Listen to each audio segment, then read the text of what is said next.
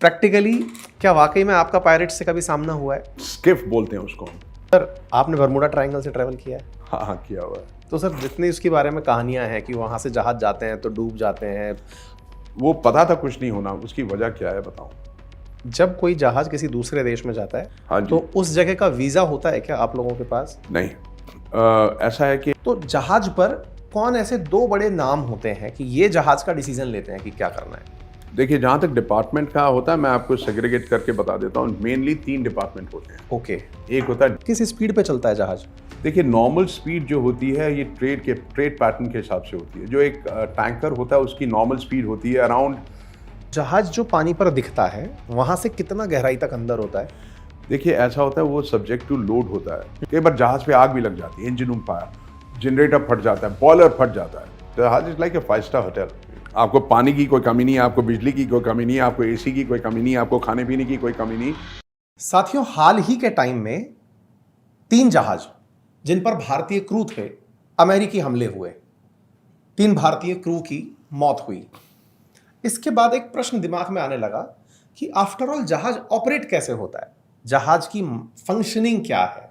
जहाज में डेक क्या होता है, कैप्टन क्या काम करता है, टेक्नीशियंस क्या काम करते हैं, किस तरह से संचार होता है ऐसी जगह पर जो विवादित हैं, चाहे स्टेट ऑफ हॉर्मुज है या फिर जहाँ पायरेट्स आ जाते हैं, वहाँ पर कैप्टन कैसे काम करते हैं, अंतर्राष्ट्रीय स्टैंडर्ड्स कैसे चलते हैं। आज उन सारी बातों को बहुत बेसिक से समझने का प्रयास करेंगे। थोड़ा सा लंबा सेशन है ये। प्रयास इस बात को है कि आपको समझा सकें कि अल्टीमेटली जहाज ऑपरेट कैसे करता है।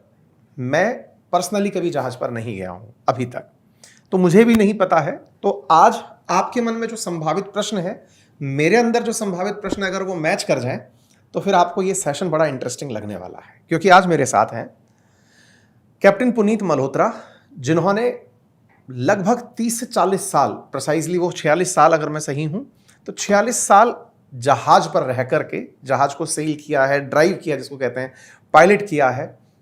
तो उनसे हम एक एक बात को बारीकी से समझने का, ताकि एक आम बोलचाल की भाषा में समझ में आए कि अल्टीमेटली ये होता कैसे, ये समझ सकें। स्वागत है सर आपका। Thank you sir for having me on your show. Thank you sir, thank you. Sir मैं क्यूरियस हूँ, और लेकिन क्यूरियोसिटी से पहले अपनी तरफ से श्रद्धांजलि और सांत्वना उन परिवारों के साथ जिन्होंने सेंट बेलो पे अपने परिवारजनों को खोया। समस्त भारतीय इस बात से बड़े व्यथित हैं कि 3 भारतीयों की अमेरिकी हमले में मौत हुई।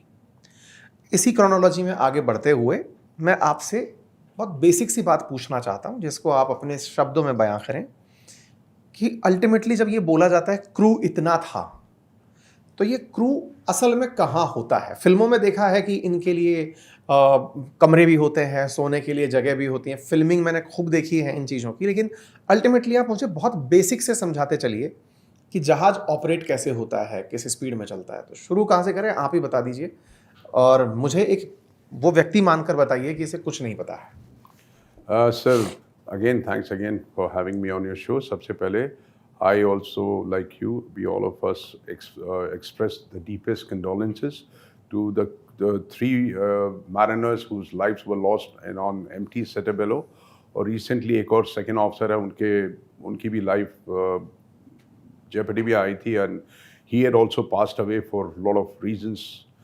तो मेरी श्रद्धांजलि उनके प्रति भी है, चारों सी mariners के प्रति।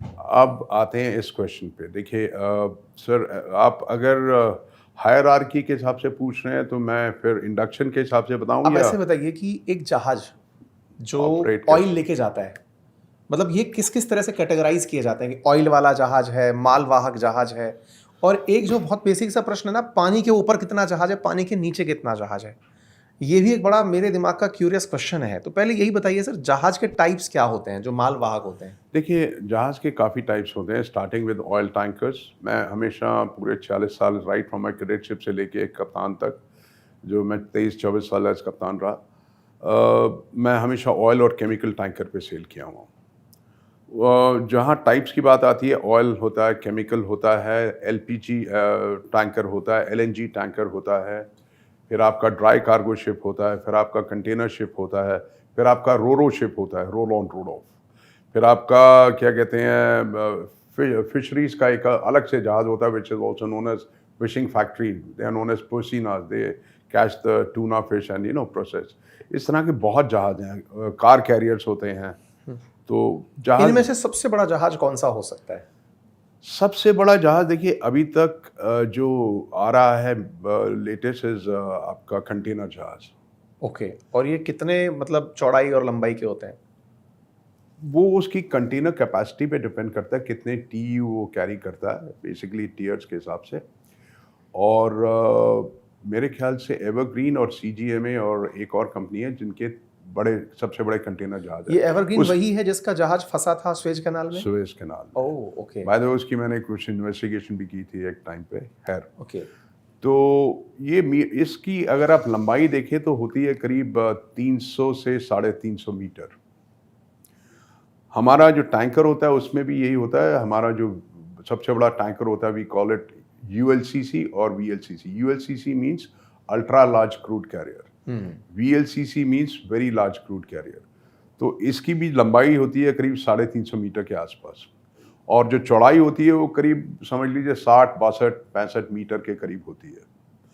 और अगर आप पूरी डेप्थ देखते हैं राइट फ्रॉम मेन मास्ट जो होता है, जो अकोमोडेशन के ऊपर से कील मतलब जो जहाज का एकदम निचली हिस्सा होता है, इट्स अबाउट से 70-80 मीटर्स या sometimes 90 metres, subject to the carriage capacity of the ship. तो जहाज जो पानी पर दिखता है वहां से कितना गहराई तक अंदर होता है? देखिए ऐसा होता है, वो सब्जेक्ट टू लोड होता है। अगर आप जहाज को जो लोड करते हैं उसकी एक होती है समर लोड लाइन या समर ड्राफ्ट। अब बड़े जहाज जो होते हैं आपके, जैसे मान लो आपने अभी 70 मीटर के आसपास की हाइट बताई जहाज की, वो अकोमोडेशन पूरा ऊपर से लेकर ऊपर से नीचे तक। हाँ। तो इस 70 मीटर में से एक जहाज की अगर मान लीजिए ऑयल कैरियर की बात करते हैं तो उसमें से नीचे का एरिया कितना पानी के भीतर रहता होगा? लगभग 70 मैं मीटर। वही बता रहा हूँ। जैसे अगर वो फुली लेडन है, लेडन मतलब लोडेड, तो VLCC की ड्राफ्ट होती है 24 मीटर के आसपास। मतलब पानी में 24 मीटर डूब के चलता है। डूब के मतलब अंदर गहरा रहता है पानी में। जब वेट डालते हैं आर्किमिडीज प्रिंसिपल के हिसाब से, उतना ही वो नीचे जाता है और डिस्प्लेसमेंट करता है, उतना पानी डिस्प्लेस करता है। जहाज का क्या होता है कि एक होता है डेड वेट। डेड वेट क्या होता है? उसका मतलब होता है जो जहाज की कैरिंग कैपेसिटी होती है। जैसे एक VLCC होता है, वो करीब आप समझ लो 3 मिलियन बैरल, समझ लो ऑलमोस्ट 3 लाख 3.5 लाख टन के करीब लोड कर सकता है। टन्स मतलब 1000 गुना और कर दीजिए इसको। हाँ। तो वो 3 लाख डेंसिटी को मतलब अगर आप इग्नोर करते हैं तो अप्रोक्सीमेटली आप मतलब मोटा मोटी आप कह सकते हैं। तो उतना वेट उस पे होता है, और उसके बाद उसका इंजन भी उसी हिसाब से डिजाइन किया जाता है, प्रोपल्शन। और जितना तो सर एक बात बताइए, हाँ जब जी। 24 मीटर पानी के अंदर गहरा है, मतलब पानी जहां से जहाज हमको दिख रहा है उसके नीचे 24 Sea मीटर level इटसेल्फ, अगर मैं बात करूं तो 75 फीट के आसपास हो गया, 75 से 80 फीट। 3.28 का कन्वर्जन होता है। और हाँ 3.28 का कन्वर्जन है। और अगर हम इसको भी अगर बिल्डिंग के तरीके से समझना चाहें तो 14 फीट के आसपास का, 15 का 5 फीट, मतलब 5 स्टोरी मकान जो है वो पानी के अंदर है। जहाज जब आपको बाहर दिख रहा है तो बिल्कुल 5 मंजिला मकान पानी के अंदर चल रहा है। बिल्कुल। तो पानी के अंदर जब चल रहे होते हैं सर, तो दिखता तो आप लोगों को केवल आगे का ही है, तो सोनार काम करता है क्या? Yes, we have sonar which is for soundings.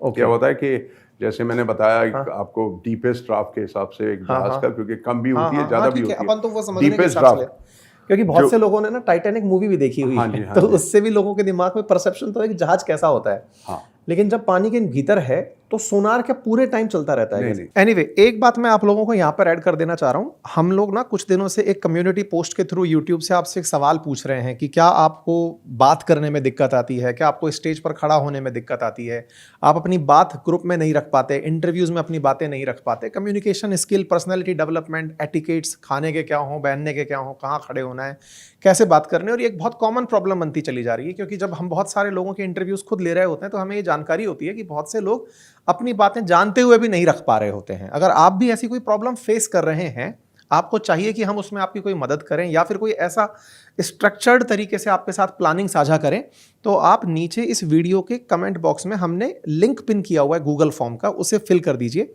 अपनी जानकारी की, आप कौन से प्रोफेशन में हैं, क्या हैं, किस तरह की चीज़ चाहते हैं। साथ में एक व्हाट्सअप कम्युनिटी का ऑप्शन भी वहीं दिया होगा उसी गूगल फॉर्म के अंदर, उसे भी ज्वाइन कर लें, ताकि भविष्य में अगर हम कोई आपके लिए प्रावधान करते हैं तो आपको वहां से जानकारी उपलब्ध हो जाए। मैं बताता हूँ क्या होता है कि जैसे VLCC, हाँ हाँ मैंने बहुत कमांड किए हैं। VLCC जब लोड करते हैं उससे पहले तो हम देखते हैं कि जैसे मैं बैलेस्ट में गया, let me explain in a detail हाँ मैनर। हाँ हाँ जब जहाज लोड पोर्ट पे आता है तो उसको स्टेबिलिटी देने के लिए वो उसकी ड्राफ्ट होती है, होगी 10, 11, 12 मीटर अप्रॉक्सीमेटली। स्टेबिलिटी देने के लिए हम उसमें समुद्र का पानी भरते हैं अच्छा टैंक्स में, वो एक अलग टैंक्स होते हैं ठीक है to bring her down because stable. और एक होता है प्रोपेलर इमर्शन, जो प्रोपेलर पीछे होता है वो भी इमर्स होना चाहिए, तभी वो मैक्सिमम थ्रस्ट दे पाएगा जहाज को। तो वो प्रोपेलर का कितने मिनिमम लेवल पे इमर्स होता है, वो भी एक IMO बैलेस्ट ड्राफ्ट होती है, वो एक अलग पहलू है, उसमें नहीं जा रहा। तो उसके जितना पानी प्रोपेलर के ऊपर होगा उतना ज़्यादा वो एफिशिएंट होगा इंजन का प्रोपेलर बोले तो वो जो रोटर चलता है ना, चक्का, जिससे चक्का कि वो समझ पानी लो। पीछे छोड़ता है। अगर आपने कभी छोटी बोट्स देखी हो तो पीछे पानी छोड़ के फेंकता है और फिर आगे चलता है। हाँ।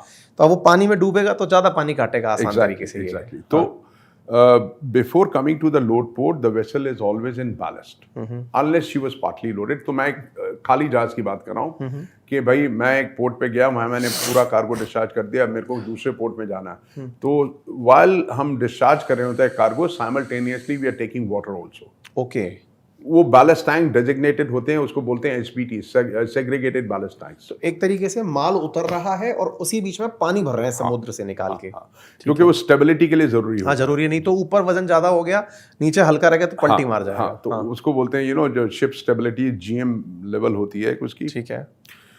तो वो बैलेंस में जाता है। तो अगर एक एग्जांपल, एक जहाज को पकड़े, क्योंकि ऐसे तो मुश्किल हो जाएगा आपके व्यूअर्स के लिए भी।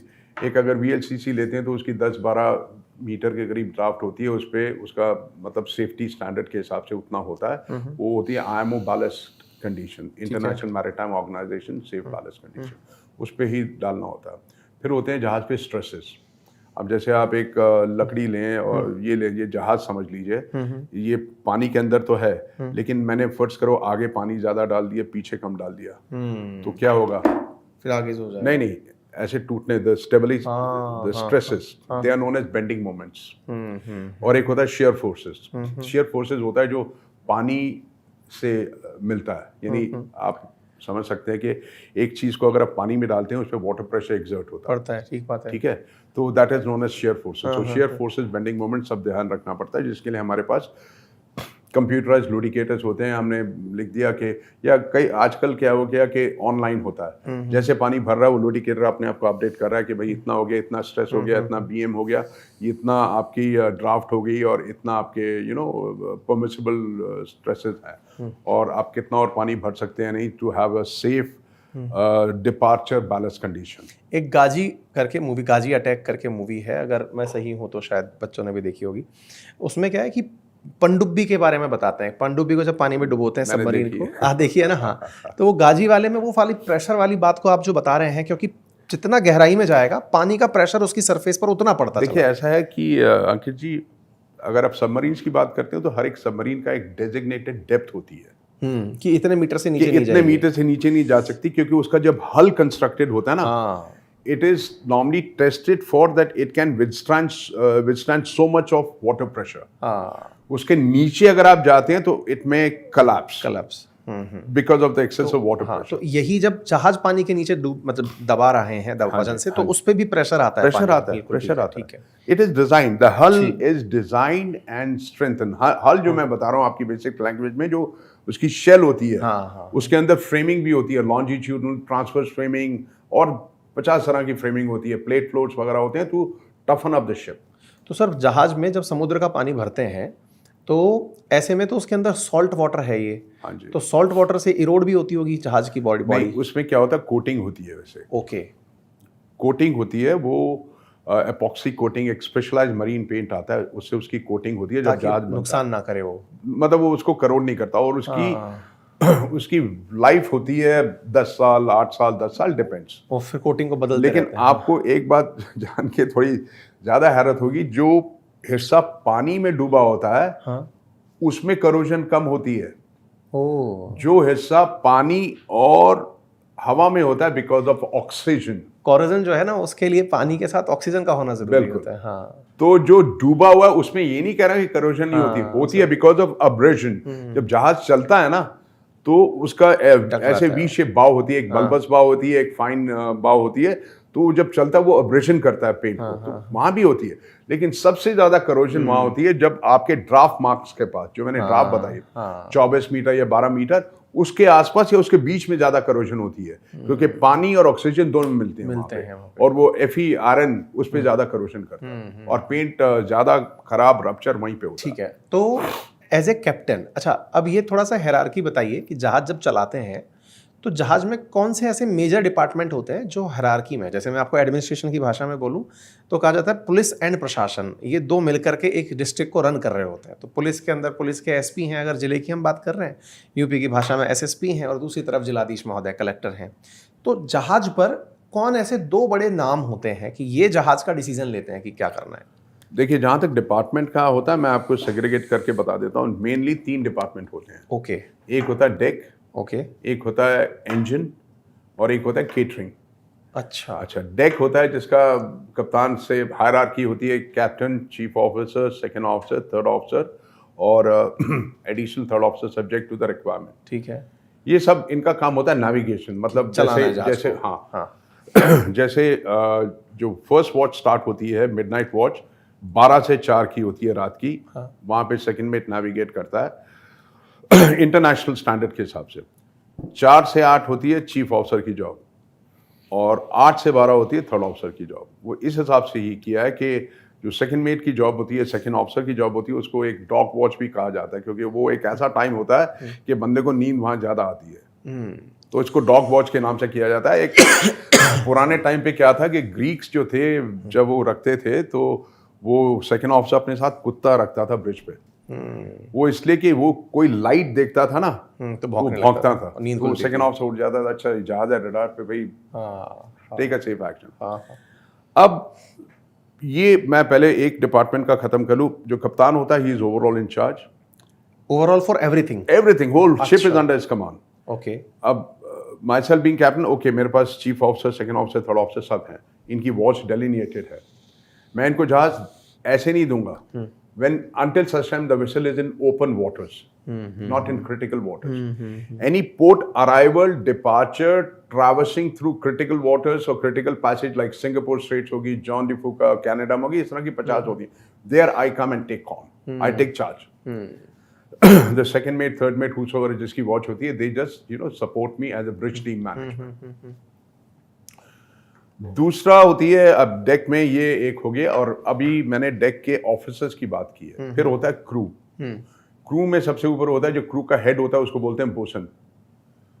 उसके नीचे होते हैं एबी मींस हेल्प्समैन, क्योंकि ये क्रू और पायलट, तो पायलट वहां पे जहां पे चलाने वाला सीन, पायलट नहीं, मैंने कहा कैप्टन वो जो ड्राइव कर रहा है, नेविगेट कर रहा है। क्रू जो काम कर रहा है वो क्या कर रहा है? मैं वही बता रहा हूँ। देखिए, जहाज का क्या होता है कि जब आप क्रिटिकल पैसेज में होते हैं ना, मतलब रिस्ट्रिक्टेड वाटर्स में, तो आपको उसको जो स्टीयरिंग आप कहते हैं ना, आपने देखा होगा, उसको हैंड में लेना होता है। ओके। क्योंकि उससे हेल्म क्योंकि जहाज का क्या होता है कि ये जैसे जहाज है, प्रोपेलर, उसके ऊपर रडर होता है। वो रडर डायरेक्शन देने के लिए, प्रोपेलर तो ऐसे घूमता रहेगा, आपको लेफ्ट जाना है, राइट, हम इसको पोर्ट बोलते हैं, इसको स्टारबोर्ड बोलते हैं। तो वो हेल्म ज्यादा रिस्पॉन्सिव हो तो उसको हैंड स्टीयरिंग एक होती है, उस पर लेना होता है। लेकिन ओपन ओशन में उसको हम ऑटो पायलट पे डाल देते हैं। तो जहां तक डेक की बात आती है, बोसन आता है, उसके नीचे आपके 3 एबी होती हैं, जो कि सेफ मैनिंग स्टैंडर्ड के हिसाब से होते हैं। 3 मिनिमम होते हैं, 4 भी हो सकते हैं सब्जेक्ट टू रिक्वायरमेंट। उसके नीचे होते हैं OS is the lowest rank of the deck side from the crew point of view. इसके बाद आता है, उसके बाद आपके कैडेट्स भी होते हैं, cadets under training, they are also known as officers under training. उसके बाद आपका आता है इंजन डिपार्टमेंट। इंजन डिपार्टमेंट में हायरार्की के हिसाब से सबसे ऊपर होता है चीफ इंजीनियर, उसके नीचे होता है सेकंड इंजीनियर, उसके नीचे होता है थर्ड इंजीनियर, उसके नीचे होता है फोर्थ इंजीनियर, और कई जहाज़ों पे फिफ्थ इंजीनियर भी होते हैं। लेकिन जैसे मैंने आपको डेक का बताया, कप्तान से लेकर third officer, they all licensed officers. मतलब हमारी जो एग्जाम्स होते हैं, हमको क्वालिफाई करना होता है, उसके बाद एक इंटरव्यू होता है। मतलब it's quite a grilling thing. देखिए, हमारे उसमें कहावत है कि the call of sea is a wild call, in which all the sailors fall. वो बात ठीक है, लेकिन एक फैसिनेशन भी होता है यंगस्टर्स के बारे में। लेकिन एक बात मैं कहना चाहता हूँ आपके माध्यम से कि life out at sea is no bed of roses, it's bed of thorns. It has happened many a times in my life that I've been through storms so many places and I had to just pick up the call and give a final call to my wife saying, okay, darling, maybe this is my last call. It has happened quite a few times. Because आप समुंदर में जब फंस जाते हो तो आपको manoeuvre एवेसिव लेने होते हैं, लेकिन डिपेंड्स जहाज कितना पुराना है, जहाज आपका साथ दे रहा है नहीं दे रहा, वो भी मैटर करता है। तो सर जहाज जब चल रहा है और अचानक कोई बहुत बड़ा तूफान आ गया है, तो उस समय पर कुछ दिखता तो है ही नहीं और सारे सिस्टम भी हैंग हो जाते होंगे। नहीं ऐसा नहीं। अच्छा। एक बार मैं वाकया बताता हूँ, मैं अपनी वाइफ के साथ ही सेल कर रहा था। We departed from Adelaide, Australia. I was bound towards Singapore. वो करीब 12 से 15 दिन की वॉयज है और बीच में आपका वॉयज मतलब ये यात्रा को वॉयज बोलते हैं हम। वो लॉम्बोक स्ट्रेट बाली के बीच में से वहाँ जब पहले बात की थी निकल। अच्छा, बीच में मैं ऐड करना चाहूंगा सर, किस स्पीड पे चलता है जहाज? देखिए, नॉर्मल स्पीड जो होती है ये ट्रेड पैटर्न के हिसाब से होती है। जो एक टैंकर होता है उसकी नॉर्मल स्पीड होती है अराउंड एनीथिंग बिटवीन 12 से 16 knot, that is normal sea speed. अगर इसको उसमें कैलकुलेट करें तो 30 किलोमीटर मतलब प्रति कि घंटा। 1 nautical mile is equal to 1.852। और अगर मैं 15 कहता हूं तो आप मोटा मोटी 29-30 किलोमीटर प्रति घंटा के हिसाब से ले सकते हैं अप्रोक्सीमेट। ठीक है।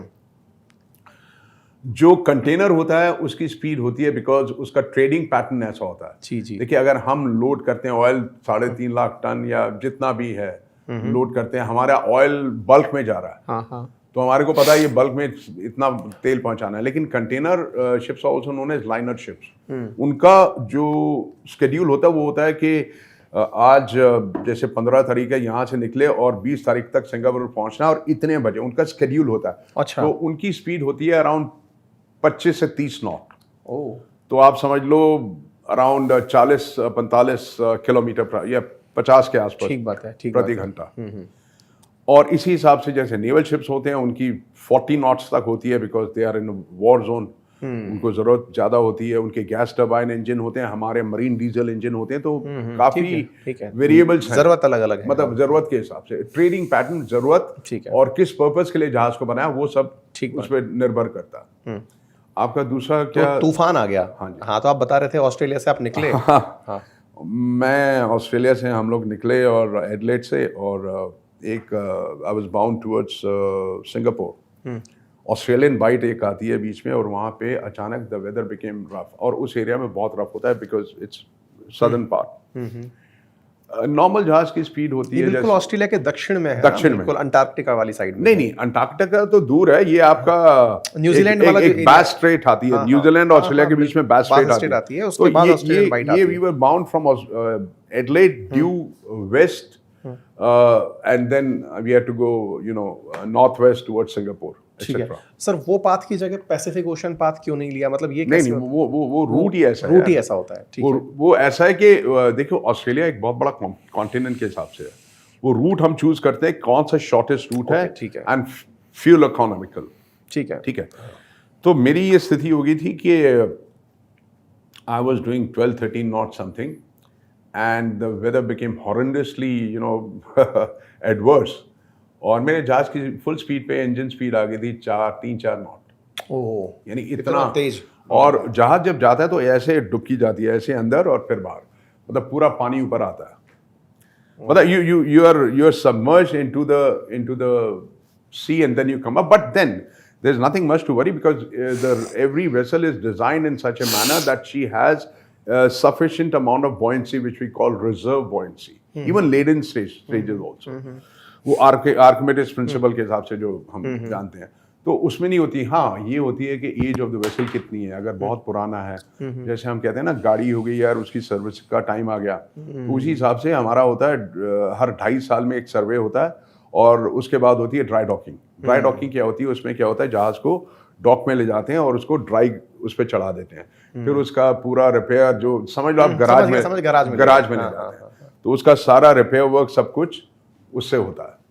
तो आप जब इस तरह से तूफान से पार होते हैं, हाँ जी। उस समय पर जिस तरह हम फिल्मों में देखते हैं कि जहाज बिल्कुल इस तरह से हो रहा है, बोट्स भी ऊपर नीचे होती नहीं, हैं। हाँ, हिंदी मूवीज में मैंने पता क्या देखा, वो जहाज एंकर पे, उसकी एंकर सीन में देख रहा हूँ और वो ऐसे ऐसे कह रहे हैं चल रहा है, वो टेक्निकली वो एक अलग चीज है, बट यस। ठीक है, तो कैप्टन इस समय पर जिस समय ऐसी हालत आती है, वाकई में उसको भी डर लगता है कि ये डर नहीं, then you are on the bridge, you are taking a con, you are bridge बोले देयर। तो वो कॉकपिट है वो। हाँ, कॉकपिट ब्रिज बोलते हैं, तो you are there. Many times you have to hove on के अगर क्या होता है कि अगर मैं ऐसे करके जा रहा हूँ, फर्ज करिए आगे से तूफान आ रहा है, तूफान या स्वेल बोलते हैं उसको हम। अब कई बार क्या होता है कि तूफान आपसे 1000 नॉटिकल माइल दूर है, लेकिन उसका इफेक्ट आपको अभी भी मिलेगा बिकॉज ऑफ द स्वेल, क्योंकि जो सी वाटर में डिस्टर्बेंस होती है वो एक वो आता है जो आपका बन जाता है। चक्रवात जो भी कहते हैं वो आता है, तो उसकी डिस्टर्बेंस हजारों मील दूर होती है। कई बार ऐसा भी होता है कि आपके पास सी काम है, वो उसको हम सी स्टेट बोलते हैं, उसको बोलते हैं बोफोर्ट सी स्केल। वो हम समुंदर देख के बता सकते हैं कि अभी विंड फोर्स कितनी है, वो एक्सपीरियंस के हिसाब से होता है। तो क्या है कि जैसे मैं अब ऐसे जा रहा हूँ और मेरे को पता लग रहा है कि मैं आगे हेडवे नहीं ले जा रहा, देन हमारे पास हम क्या करते हैं, क्रॉस ट्रैकिंग, ऐसे करके ऐसे जाते हैं, ऐसे करके ऐसे जाते हैं, फिर ऐसे करके, it's known as cross tracking. So at least we are heading into the general direction. और अगर ऐसा होता है कि जो मतलब दूसरी चीज ये है कि we have all the satellite state of the art equipment, जहां on map we know and we can simulate the storm कि ये कहां आ रहा है, कहां जाएगा। तो हम अपना जब पैसेज प्लानिंग करते हैं, तो उसको उसी हिसाब से राउट करते हैं। और एक सैटेलाइट सर्विसेज भी होती हैं, weather routing and all that. If you are in trouble you just call them up saying okay locate me, I am I need to get out of this area. ठीक है, हम वापस आते हैं chief engineer वाली चीज पे। तो चीफ इंजीनियर के नीचे इंजीनियर, ये लोग इंजन चलाते हैं। हाँ जी, ठीक है, ये भी क्वालिफाइड लाइसेंस ऑफिसर्स होते हैं। ओके। और जो क्रू होता है सर, अच्छा एक आपने बताया था भोजन का ख्याल रखने वाले, वो थर्ड इंपॉर्टेंट चीज है। वो हम सबसे ज्यादा अच्छा, वो क्या है सर, वो बताइए। मैं बताता हूँ। जैसे मैंने डेक साइड बताई, लाइसेंस नेविगेशनल ऑफिसर सबसे ऊपर कप्तान होता है, उसके पास कप्तान का लाइसेंस होना चाहिए एक्सेट्रा, उसी हिसाब से। उसी हिसाब से होता है आपका इंजन साइड का। ठीक है। जब मैंने क्रू की बात की, तो आजकल क्रू को भी एक लाइसेंस मिलता है जिसको बोलते हैं वॉच कीपिंग लाइसेंस। ठीक है। और टू एंड प्लस दूसरी चीज ये होती है कि एक होता है STCW, standards of training certification and watch keeping. ये बेसिक कोर्सेज होते हैं, जैसे सर्वाइवल एट सी हो गया, फायर फाइटिंग। तो अगर आप देखो, हम जो मैरिनर्स होते हैं, मैं जब एज ए कप्तान होता हूँ, मैं एक फायर फाइटर भी हूँ, मैं एक मेडिकल का भी कर सकता हूँ, because we are train for it. क्योंकि समुद्र के बीच में अगर किसी को कुछ हो गया, तो I should be able to give the basic thing. उसके लिए एक मेडिकेयर कोर्स होता है, वो कप्तान के लिए होता है। इसी हिसाब से डाउन द रंग फर्स्ट एड कोर्सेज बाकियों के होते हैं। तो एक जो मैरिनर होता है, उसको काफी ट्रेनिंग कोर्सेज के थ्रू गुजरना पड़ता है, उसके बाद ही उसको लाइसेंस मिलता है, ऐसे नहीं मिलता। और जहां तक आप कप्तान की बात करते हैं, तो कप्तान एक ट्रैवल एजेंट है, कप्तान एक विक्ट्रिंग का सब देखता है, कप्तान क्रू को देखता है, कप्तान क्रू के लाइसेंस को देखता है, जहाज को देखता है। फ्रॉम दैट, यानी each and everything is his responsibility. ठीक है। अगर जहाज पे खाना कम है तो क्यों है, वो कप्तान पे आता है। हालांकि चीफ कुक वगैरह जो होते हैं वो देखते हैं, लेकिन उससे मिसकैलकुलेशन हो है। ये क्रू बिल्कुल जैसे फ्लाइट्स में क्रू होता है, बिल्कुल वैसे ही होता है क्रू, या फिर देखिए ट्रेनिंग के हिसाब से, देखिए एक बात समझने की कोशिश करिए। जैसे एक हमारा इंटरेक्शन होता है एयरलाइन पायलट्स के साथ, ठीक है। तो मेरा काफ़ी एक CRM का कोर्स होता है, इसमें हम इंटरेक्ट करते हैं अपने काउंटर पार्ट से।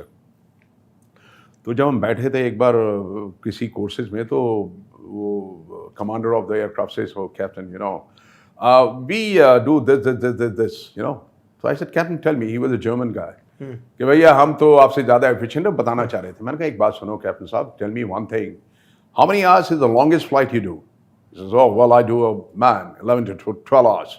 So I said, you know how much do I do? 4 months, that's my contract, and 24/7, 4 months I'm on. You understand? There's a big difference. वो जो हवाई जहाज का कप्तान है, वो 12 घंटे की फ्लाइट या 18 घंटे, डिपेंड्स कहाँ से क्या, उसके बाद वो जाता है, लॉग बुक साइन करता है, होटल में जाके सो जाता है।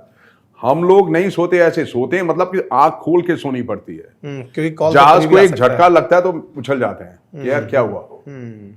So you understand 4 months tenure 24/7। मैं ये नहीं कह रहा हूं हम सोते नहीं हैं, लेकिन जो नींद हम घर में आके सोते हैं ना, वो नींद हम जहाज पे नहीं सो सकते।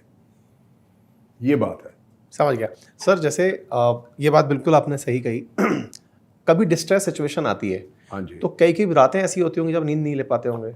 अब डिस्ट्रेस से क्या मतलब? डिस्ट्रेस कॉल मेरे को आई या नहीं सी में? नहीं, यहाँ थोड़ा हाँ क्लैरिटी होनी चाहिए। देखिए डिस्ट्रेस, हाँ कहते हैं जहाज, in case of any situation, ship is the best rescue you may have. अगर जहाज डूब रहा है, आपने असेस कर लिया कि यार अब there is no chance, then we मतलब it's by the word of mouth of the captain master कि okay, first you may have to sound mayday mayday mayday thrice and you know activate all the satellite distress system and all that, then simultaneously you have to muster, you have to tell the cooks in जो live boats होती हैं, you know, evacuate करने के लिए। when you give a call by word of mouth that okay, now it's a live boat station, there is no other alternative। कई बार जहाज पे आग भी लग जाती है, इंजन रूम फायर, जनरेटर फट जाता है, बॉयलर फट जाता है। और सब जब तेल ले जाता हुआ कोई जहाज हो और उसमें आग लग जाए। हाँ, तो क्या होता है कि वो डिपेंड करता है कहाँ पे आग लगी। हाँ। अगर तो कार्गो एरिया में आग लग गई, अब वो उसका एक्सटर्नल फैक्टर भी होता है, इंटरनल भी होता है। एक्सटर्नल ये हो सकता है जैसे अब मिसाइल का हमने देखा MT सेटअप, लेकिन उन्होंने वो बात थोड़ी स्मार्ट की। वो अगर कार्गो स्पेसेस में मार देते तो जहाज पे आग लगती, लेकिन हो सकता है जो 3 बंदे हो सकता है बच जाते। उन्होंने क्यों मारा इंजन रूम में? Because they wanted to incapacitate the ship by jamming their propulsion। जो propulsion है वो इंजन रूम से आती है मेन। आप इंजन रूम में उड़ा देंगे मशीनरीज को तो propulsion तो खत्म हो गई, तो जहाज तो आगे जा नहीं रहा। अब वो उनको पता होगा नहीं पता होगा इंजन रूम में 3-4 बंदे हैं उस वक्त। तो अगर कार्गो स्पेसेस डिपेंड करता है आग आपकी कहाँ लगी है या आपका एक्सप्लोजन कहाँ हुआ है। आपको एक और चीज बताता हूँ, हैरत बात ये होती है कि एक टैंकर की मैं बात जो कर रहा हूं, जब लेडन टैंकर होता है तो उस पर आग लगती है, एक्सप्लोजन के चांसेस भी होते हैं लेकिन कम होते हैं क्योंकि द वेसल इज अब्लेज, क्योंकि तेल है वो जब तक खत्म नहीं होगा इट विल बी अब्लेज। लेकिन एक टैंकर जो बैलेस्ट पैसेज में है, जिसने पहले तेल का कार्गो ऑफ कोर्स कैरी किया, और उसमें क्या होता है हम डालते हैं inert gas. If you know a fire triangle क्या होता है? आपका सोर्स, हीट एंड ऑक्सीजन, ठीक है। अब इनमें से अगर आप एक निकाल देते हो तो आप आग नहीं लगेगी आपकी, ठीक है। जबकि एक खाली जो टैंकर होता है, उसमें क्या होता है कि गैस होती है। अब आप सोचिए एक गैस चेंबर है, इसमें आपको एक माचिस की तीली दिखानी है, बूम, तो उसको स्मदर करने के लिए हमको इनर्ट गैस डालनी होती है। तो ये काफी टेक्निकल है, मतलब ऑयल का और इनका LNG का जो सप्लाई होता है, ये LNG is more dangerous of course. Okay, बहुत कंप्रेस्ड करके उस गैस को लेकर जाते हैं। रीफर यूनिट्स होते हैं उसमें, उसको कंप्रेस कूलिंग। एक जब वोयाज पे होता है जहाज, तो उसमें कितने दिन का भोजन होता है, मतलब इन जनरल? अब मैं वो तीसरे डिपार्टमेंट पे आ रहा था, उसमें केटरिंग में क्या होता है, एक आपका चीफ कुक होता है who is also licensed from the catering। Okay। So now there is the affiliation for, मैं कुक्स की बात कर रहा हूँ, वो या तो केटरिंग कॉलेज डिप्लोमा उसने किया होगा, आपका IHMCT एंड जो केटरिंग कॉलेजेस होते हैं वहाँ से डिप्लोमा इज मस्ट नाउअडेज, ठीक है। एंड ही, और अब क्या है कि क्या कहते हैं, मल्टीनेशनल कल्चर के साथ साथ there are lot of ladies who are also, means women also are coming in to see। And they are doing, in fact I've interviewed on my channel few the first lady captain of India who was felicitated by our ex president साहब कोविंद साहब। तो अब ladies भी बहुत आ रही हैं। तो ये जो आपके कुक होते हैं इनको बेसिक मिनिमम क्राइटेरिया, जैसे आपका केटरिंग का कोर्सेज कुछ होना चाहिए, डिग्री या जो भी होता है, उसके बाद they also have to do all these mandatory courses जो मैंने बताया कि SCCW के fire fighting, survival at sea, etcetera सारे करने होते हैं। उसके बाद आपके आते हैं मेसमैन, विच वी कॉल स्टूवर्ड्स और मेसमैन। तो जो कुक होता है, दे फैसिलिटेट हिम कुकिंग के टाइम पे भी and all that, subject to number of crew. एक नॉर्मल जहाज पे 24, 25, 26 से समझ लो 24 से 30 के बीच का क्रू होता है approximately, subject to trading requirement pattern and flag state का एक होता है सेफ मैनिंग सर्टिफिकेट, उसकी मिनिमम रिक्वायरमेंट क्या है, वो हमेशा मैच होनी चाहिए as far as safe manning document is concern. अब जहां तक आपका प्रोविजंस की बात आती है, तो प्रोविजन का कुक को पता होता है कि भाई मेरे पास 24 लोग को मेरे को फीड करना है, इंक्लूडिंग मी, मैं चीफ कुक की बात कर रहा हूँ, तो उसको पता होता है कि मैं अगर ये मेन्यू बना रहा हूँ, वो मेन्यू का अप्रूवल उसको कप्तान से लेना पड़ता है। हर मॉर्निंग में ही कम्स एंड रिपोर्ट्स, और weekly menu has to be sighted by the master, because ultimately it is the responsibility of the master captain कि भैया I should be able to feed my crew well. So he monitors everything. Even engine room में chief engineer boss है, लेकिन फिर भी कप्तान monitor करता है उसको। तो पूरी रिस्पॉन्सिबिलिटी जहाज की कप्तान की होती है। अब वो जो फूड ऑर्डर करता है, उसको पता होता है कि भाई कितना कंजम्पशन है, उसके हिसाब से वो ऑर्डर करता है into number of days voyage. जैसे लॉन्गेस्ट वॉयज मैंने की थी, पहले भी जैसे बता रहा था, 44 डेज की कुछ की थी, from Brazil to Japan. It was a ore carrier coming down the Cape, मतलब केप टाउन से, एंड वो जहाज की ड्राफ्ट कुछ ओवर कैरियर तो 25 मीटर कुछ थी। She could not pass through Singapore straits because वहां इतनी डेप्थ नहीं है पानी। So I to go down south of एक जगह है इंडोनेशिया में, तेलुक समांका, उससे होते हुए लॉम्बोक स्ट्रेट से होते हुए, फिर साउथ चाइना से होते हुए, फिर येलो सी, फिर जापान सी, एटसेट्रा एटसेट्रा। तो वो 44 दिन की वॉयज थी, नॉन स्टॉप। और जहाज चलता है दिन रात नॉन स्टॉप, ऐसा नहीं कि हम इंजन रोक देते हैं, कहते भैया आप जहाज थोड़ा रेस्ट कर लो, ऐसा नहीं, non stop 24 hours, and it's all automated. एक होती है UMS class, unmanned ship class. मतलब अनमैन्ड शिप मतलब कि जैसे इंजन में मैंने आपको हायरार्की के हिसाब से बताया, ऐसे ऐसे होता है। उसमें यूएमएस क्लास होती है, उसमें chief engineer second third fourth होते हैं ये, but they work day light hours, 8 बजे से 8:30 से लेके शाम को 6, 7, 8 बजे तक, और उसके बाद they knock off, then one duty engineer is assign and the engine room is put on auto. अगर कुछ होता है तो उसके कैबिन में अलार्म आता है, ये एक अलग होता है। और सबसे इंपॉर्टेंट चीज़ होती है कि वर्क रेस्ट आवर्स की, work rest hours have to be maintain, जो कि I will be honest with you, if the ship is on a longer passage, work rest hours are maintained, but if the ship is on a shorter passage, work rest hours are not maintained, they are flogged. And I'm telling you what, there may be a lot of people on my fraternity may criticize जो company के होंगे, हो सकता है कि मेरे को phone है, लेकिन मैं जो सही है दुरुस्त है वो बता रहा हूँ। ठीक है, तो ऐसे में जब आप इस तरह के वोयाज पे होते हैं, बहुत सारी ऐसी इश्यूज भी होते होंगे जो कि लोगों को अपने परिवार से मिलने का मन करेगा, किसी की तबीयत बिगड़ जाएगी, और इतने लंबे रास्ते में आप हैं, बाई चांस कोई ऐसी घटना घटित हो जाए जिसमें किसी की कैजुअल्टी ही हो जाए, डेथ कैजुअल्टी, अगर आप किसी की इस तरह की घटना हो जाए, तो उससे कैसे निपटा जाता है जहाज पे? अच्छा, आपका पहला क्वेश्चन ये था कि मिलना मिलाना तो नहीं हो सकता जहाज पे। हाँ, अनलेस जैसे इंडियन पोर्ट पे इंडियन क्रू है, बॉम्बे आता है, तो master you know on the let's say from the humanitarian point of view tries to obtain the permission through the local authorities कि ठीक है मिलने आने दो, अब वो कस्टम इमिग्रेशन पे आने दे नहीं आने दे, वो एक अलग बात है। ठीक है। दूसरी चीज़ आपने पूछी कनेक्टिविटी। आज की डेट में each and every ship, I think almost 99% of the ships have the satellite internet system. Okay. जो हम इंटरनेट यहाँ यूज़ करते हैं, हमारा सैटेलाइट इंटरनेट होता है, और उसी तरह से चल पाता है। हाँ, वो व्हाट्सएप आप सब कर सकते हैं, आप वीडियो कॉल कर सकते हैं, व्हाट्सएप कर सकते हैं। ओके।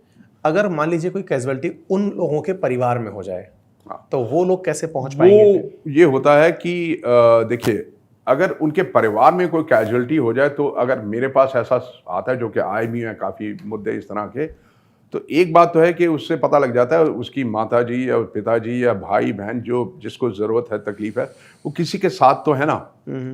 ये होता है कि next port of call I initiate, okay, this guy should be relieved on the compassionate grounds, etc. वो कुछ ईमेल होती है कंपनी को। तो हेलीकॉप्टर से सर उठाया नहीं, वो एक अलग पहलू, इसीलिए मैंने कहा अब किसी को नहीं, उसके लिए हेलीकॉप्टर नहीं आता, ये नहीं होता। वो होता है इमरजेंसी प्रोसीजर्स। हाँ। अब फर्ज करिए कि जहाज पे किसी को बहुत बड़ी चोट लग गई, जो कि लगती भी है कई बार, जैसे मैंने आपको बता रहा था आजकल जो अभी न्यूज़ में चल रहा है सेकंड मेट बेचारा, I fully agree that because after getting to know the facts ये कप्तान की बहुत बड़ी गलती है, बहुत बड़ी गलती है।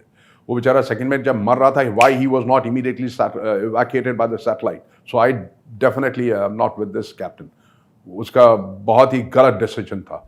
अब क्या होता है कि देखिए ऐसा होता है कि हमारी इसमें, मैं आपको स्ट्रेट फॉरवर्ड बता रहा हूँ, जो यंग मास्टर्स है ना, अब मैं तो बुढ़ा हो गया 63 साल का, तो उनमें ये होता है कि जॉब सिक्योरिटी, लेकिन मैंने to the best of my knowledge and ability and with by grace of God I have always work for the righteous cause. मैं आपको अभी भी बता रहा हूँ, मैं जब से कप्तान बना था मेरे जेब में मेरा इस्तीफा रहता था। मेरा ये सोचना होता था कि मेरा क्रू अगर मेरे लिए काम कर रहा है तो मेरी ऑब्लिगेशन है, हाँ उनको पूरा स्ट्रिक्ट रखना, उनको लाइन पे रखना, वो मेरा काम है, लेकिन उनकी कोई प्रॉब्लम है वो मेरी प्रॉब्लम बन जाती है, because we are like a family.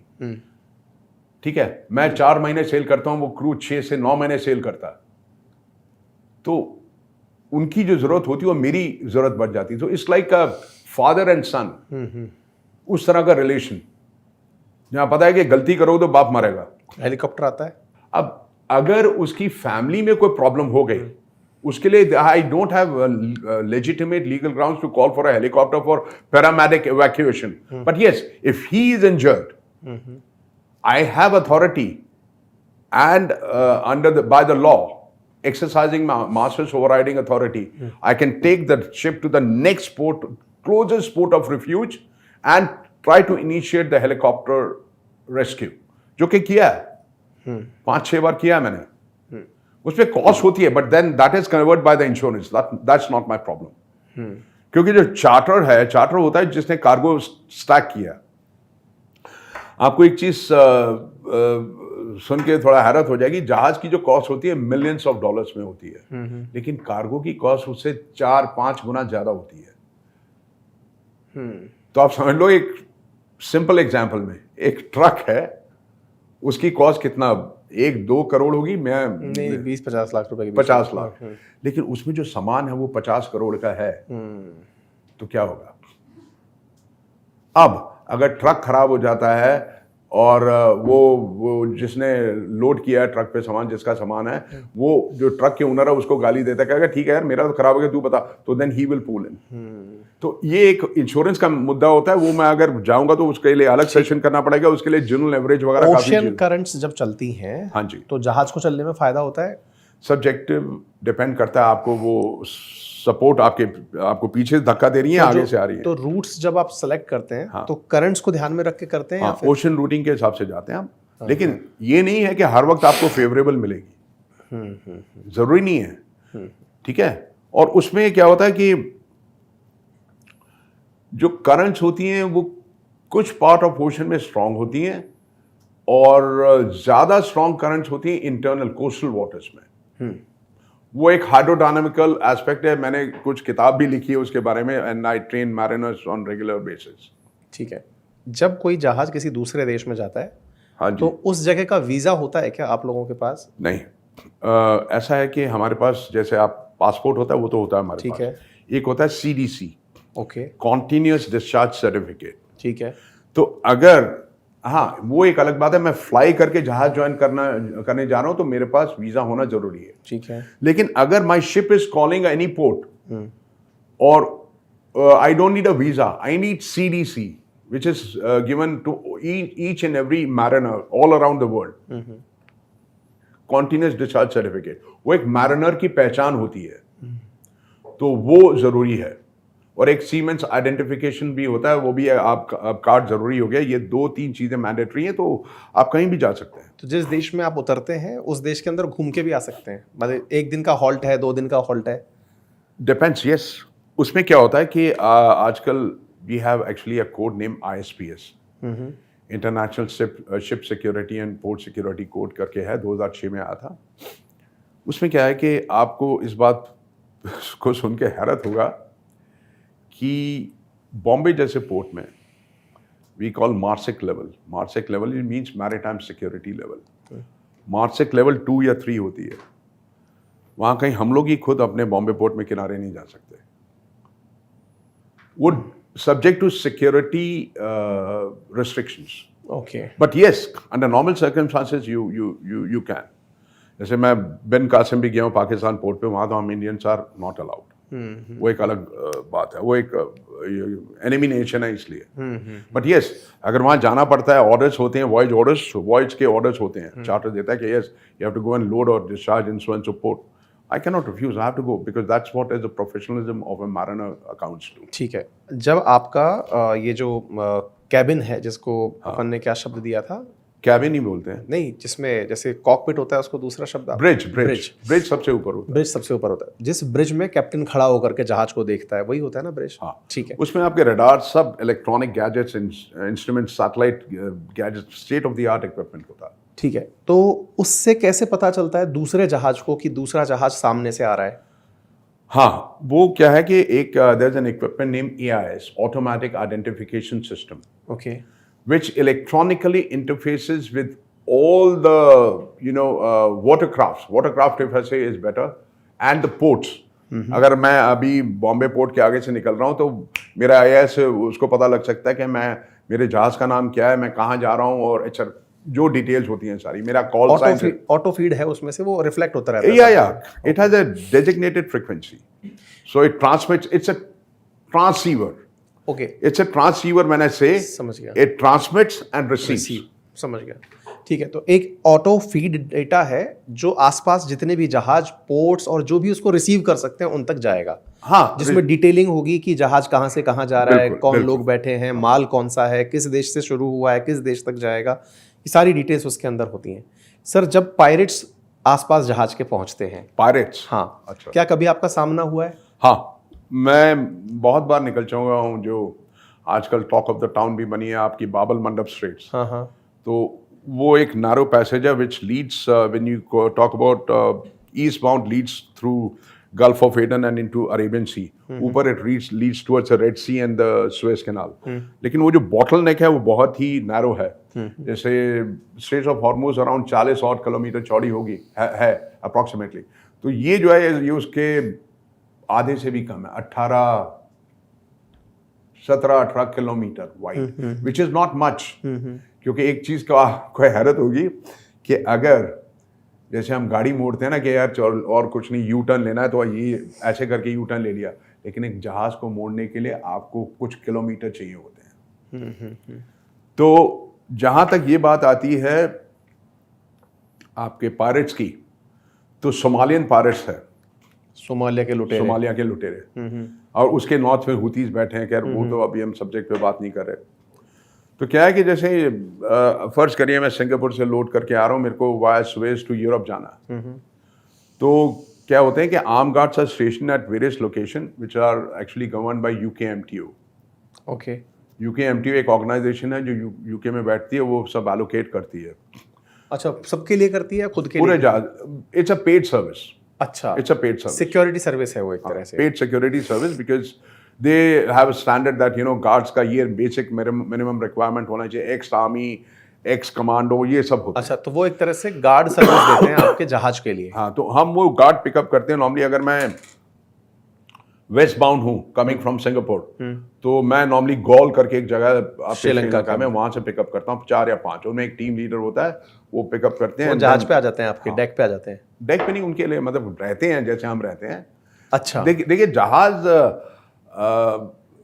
Honestly speaking देखा जाए, जो मिथ है वो मैं हटाना चाहता हूँ आपके दर्शकों का। जहाज is like a five-star hotel, मतलब जो अकोमोडेशन है, अकोमोडेशन की बात कर रहा हूँ। आपको पानी की कोई कमी नहीं है, आपको बिजली की कोई कमी नहीं है, आपको AC की कोई कमी नहीं है, आपको खाने पीने की कोई कमी नहीं, आपके बेड्स भी फैंटास्टिक होते हैं, एक फैंटास्टिक लिविंग स्टैंडर्ड के हिसाब से। हाँ, एज ए कप्तान, as you go, I have a big day room and all that, वो सब होता है। You have some ships satellite television also, जो आप यहाँ देख सकते हैं, मैं वहाँ देख सकता हूँ। पैसिफिक ओशन में मैं बैठा हूँ, मैं अपना सैटेलाइट TV वही प्रोग्राम देख सकता हूँ जो आप देख रहे हैं। ओके, तो जब आप अपने साथ में इन लोगों को लेते हैं, तो ये तो इंडियन नेवी के साथ भी ऐसी सर्विसेज होती होंगी? नहीं, दे आर मल्टीनेशनल।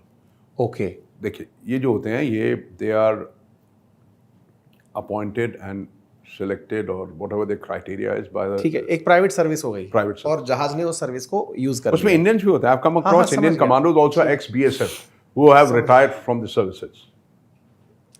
तो अब जब Paratroopers. पायरेट्स आते हैं, क्योंकि फिल्मों में देखा है, कई वीडियोस में देखा है कि पायरेट्स बहुत तेज एक बोट से आते हैं, तेजी से जाकर के वो जहाज के ऊपर चढ़ जाते हैं और जाकर के सीधा मतलब जहाँ पे कैप्टन है वहाँ जाके कंट्रोल अपने हाथ में ले लेते हैं। ये फिल्मों में देखा है, वीडियोस में देखा है। प्रैक्टिकली क्या वाकई में आपका पायरेट्स से कभी सामना हुआ है? सामना तो नहीं हुआ, लेकिन स्किफ बोलते हैं उसको। स्किफ मतलब boats. Okay.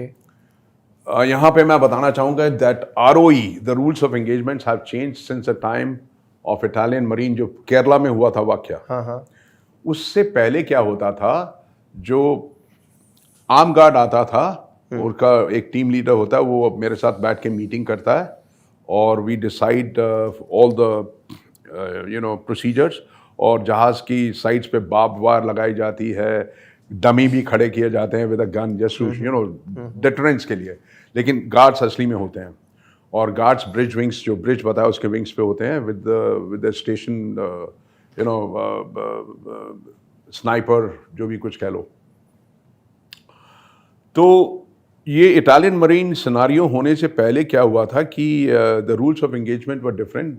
That team leader will tell me that, okay, Captain, if the skiff comes within 2 or 3 nautical miles, or as per the range of my SLR, जो बंदूक लेते हैं SLR लेते हैं, if once it comes to my SLR range, I'm going to shoot. So I'll say okay.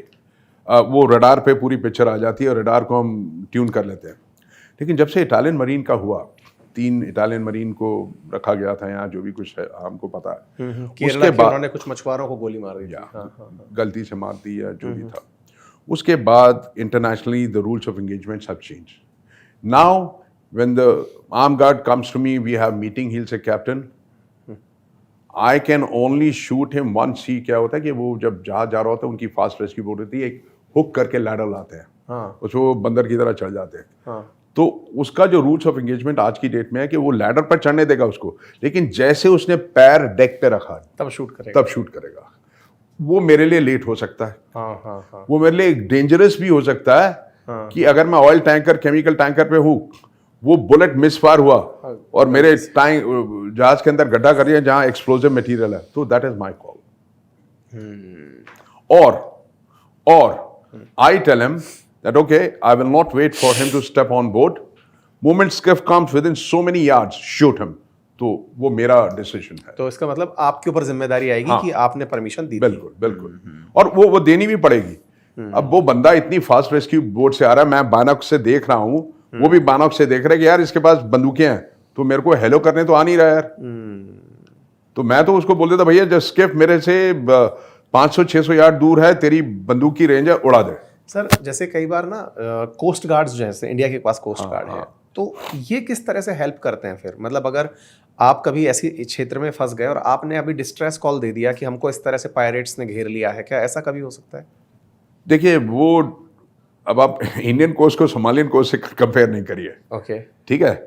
लेकिन एक बात कहूँगा, पिछले मैं इंडियन कोस्ट पे भी बहुत ट्रैवल्स किया, बहुत ट्रेडिंग किया है, चाहे वो गल्फ ऑफ कच्छ हो, कैलकाटा, आपकी हुगली रिवर में भी ले गया हूँ जहाज़, केरला में भी, आपके चेन्नई में भी, पारादीप वगैरह सब जगह। Indian coast guard is now doing a fantastic job. They are now really guarding a coast fantastically, क्योंकि उनके पास मीन्स है, उनके पास जो कोस्ट गार्ड बोट्स हैं, they are fully equipped. So अभी क्या होता है कि if you are travelling and they will pick you up on the AIS and they will ask you some questions, एंड उनके पास पहले से होता है। अगर कोई जहाज फ्रॉडुलेंट है, जैसे कुछ एक आध पकड़े गए थे इंडियन कोस्ट पे पहले, उनके पास इंफॉर्मेशन आ जाती है कि इसके जहाज में कुछ गड़बड़ है, तो आपको मतलब जो इनिशियल आपकी रिपोर्टिंग होती है, वो आपको रिपोर्ट करनी होती है कि अगर आप इस लैटिट्यूड पे पहुंचे या इस लोकेशन में पहुंचे, you need to call Indian coast guard, ICG और जो भी कुछ है, and if you don't call, they will definitely call you and they will ask you whatever it is that normal general questions. हाँ, कोई अगर further detailed investigation चाहिए, तो they will say okay, you please hold your ship in this position, we are coming to board you. Sir AIS के through पता चलता है कि ये जहाज जा रहा है, हाँ जी, लेकिन किसी ने AIS ऑफ कर रखा है? ऑफ करना, हाँ, और किसी ने नहीं, ये कप्तान के हाथ में होता है, ये अच्छा, कोई और नहीं कर सकता। किसी कप्तान ने ऑफ कर रखा है, हाँ ठीक है। देखिए, AIS ऑफ करने के लिए एक लेजिटिमेट रीजन चाहिए। Otherwise it's a violation of the international law. ठीक है। ठीक है, अगर मैं एक्शन हो करता- सकता है क्या इस हाँ? चीज के ऊपर? मतलब दूसरा देश बम्बार्डमेंट कर सकता है क्या कि आपने एईएस बंद किया हुआ था? नहीं नहीं, उस पर नहीं कर सकता, लेकिन अच्छा। वायलेशन ऑफ मैरिटाइम लॉ की बात कर रहा हूं। वो एक अलग होता है, एक there is something known as force majeure. Force majeure मतलब कुछ चीजें हुए हैं जो मेरे उसमें कब्जे में भी नहीं है, it's act of God, something like this. Force majeure और फोर्स म्योर, वो अगर होता है तो वो मेरे कब्जे में, मेरे मतलब कंट्रोल में भी नहीं है, तो मैं उसमें कुछ कर सकता हूँ।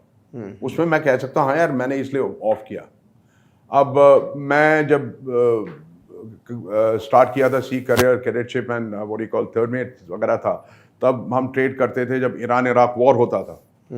हम उस वक्त एएस वगैरह नहीं होता था, उस वक्त हम पूरे जहाज को ब्लैकआउट करते थे और नेविगेशन लाइट्स होती हैं। अब वो नेविगेशनल लाइट्स ऑफ आप कभी नहीं कर सकते क्योंकि वो कोलाइड कर सकता है, लेकिन वो फिर कप्तान का डिसीजन है, वो मिसाइल खा के जाना चाहता है या कोलाइड करके। अब ये जरूरी नहीं कि मिसाइल मिले, ये भी जरूरी नहीं कि कोलिजन हो। आप रडार से मॉनिटर कर रहे हैं, क्योंकि रात को अंधेरे में हमारे पास कोई सर्च लाइट तो नहीं होती है, रडार से मॉनिटर करते हैं। 2 रडार्स होते हैं, एक 3 सेंटीमीटर, एक 10 सेंटीमीटर। अच्छा, और पानी के सोनार पूरे टाइम ऑन रहते नहीं हैं? नहीं, सोनार देखिए, सोनार तब ऑन करते हैं हम जब when we are coming to a depth of less than 100 metres. Okay. यानी समुंदर के नीचे जब 100 मीटर के कम का पानी होता है तभी वो एक शैलो पैचेस भी आ सकते हैं, because probably it might be sort of beginning of a continental shelf also, because that means you're coming close to the coast. Sir, आपने बरमूडा ट्रायंगल से ट्रैवल किया है? हाँ हाँ, किया हुआ है। तो सर, जितनी उसके बारे में कहानियां हैं कि वहां से जहाज जाते हैं तो डूब जाते हैं, हवाई जहाज निकलते हैं तो घुस जाते हैं। मैं इनफैक्ट ले गया था एक बार। हाँ। I was coming from Europe to Savannah. हाँ। It's above Florida, straits of Florida के ऊपर है, और क्या कहते हैं, I was sailing with my family and all that. So मैं ऐसे ही नाइट ऑर्डर लिख रहा था, मेरा रूट तो अलग था, खैर मैंने कहा चलो देखते हैं। वो पता था कुछ नहीं होना। उसकी वजह क्या है बताऊं?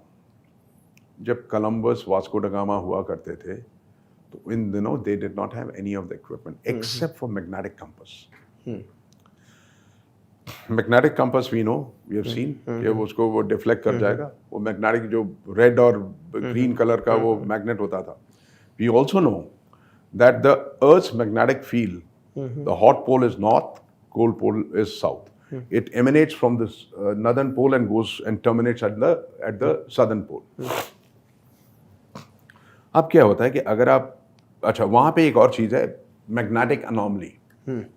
यानी अगर फर्ज करो नॉर्मल मैग्नेटिक कंपास, तो उसमें करेक्शन चाहिए होती है, वेरिएशन, डेविएशन, कुछ चीज़ें होती हैं, उसमें मैं नहीं जा रहा।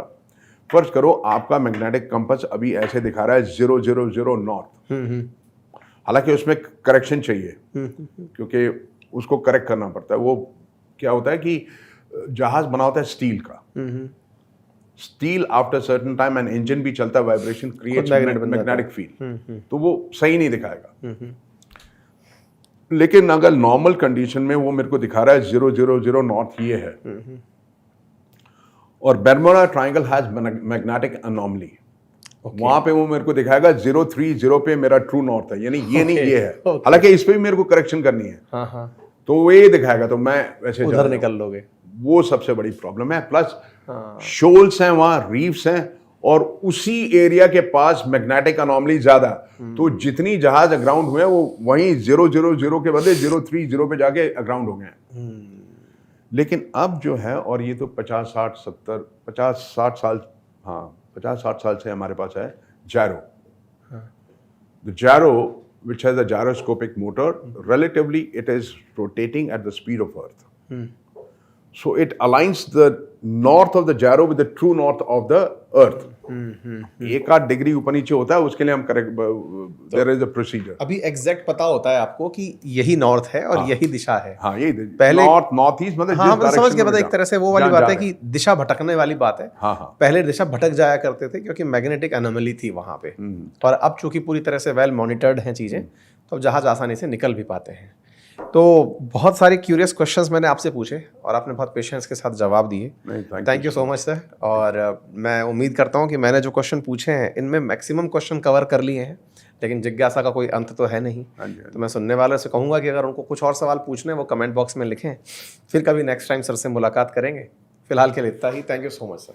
Thank you sir, thank you. Anyway, एक बात मैं आप लोगों को यहाँ पर ऐड कर देना चाह रहा हूँ। हम लोग ना कुछ दिनों से एक कम्युनिटी पोस्ट के थ्रू यूट्यूब से आपसे एक सवाल पूछ रहे हैं कि क्या आपको बात करने में दिक्कत आती है, क्या आपको स्टेज पर खड़ा होने में दिक्कत आती है, आप अपनी बात ग्रुप में नहीं रख पाते, इंटरव्यूज में अपनी बातें नहीं रख पाते, communication skill, personality development, etiquettes, खाने के क्या हों, पहनने के क्या हों, कहाँ खड़े होना है, कैसे बात करने। और ये एक बहुत कॉमन प्रॉब्लम बनती चली जा रही है, क्योंकि जब हम बहुत सारे लोगों के इंटरव्यूज खुद ले रहे होते हैं तो हमें ये जानकारी होती है कि बहुत से लोग अपनी बातें जानते हुए भी नहीं रख पा रहे होते हैं। अगर आप भी ऐसी कोई प्रॉब्लम फेस कर रहे हैं, आपको चाहिए कि हम उसमें आपकी कोई मदद करें या फिर कोई ऐसा स्ट्रक्चर्ड तरीके से आपके साथ प्लानिंग साझा करें, तो आप नीचे इस वीडियो के कमेंट बॉक्स में हमने लिंक पिन किया हुआ है गूगल फॉर्म का, उसे फिल कर दीजिए अपनी जानकारी कि आप कौन से प्रोफेशन में हैं, क्या हैं, किस तरह की चीज़ चाहते हैं। साथ में एक व्हाट्सअप कम्युनिटी का ऑप्शन भी वहीं दिया होगा उसी गूगल फॉर्म के अंदर, उसे भी ज्वाइन कर लें ताकि भविष्य में अगर हम कोई आपके लिए प्रावधान करते हैं तो आपको वहां से जानकारी उपलब्ध हो जाए।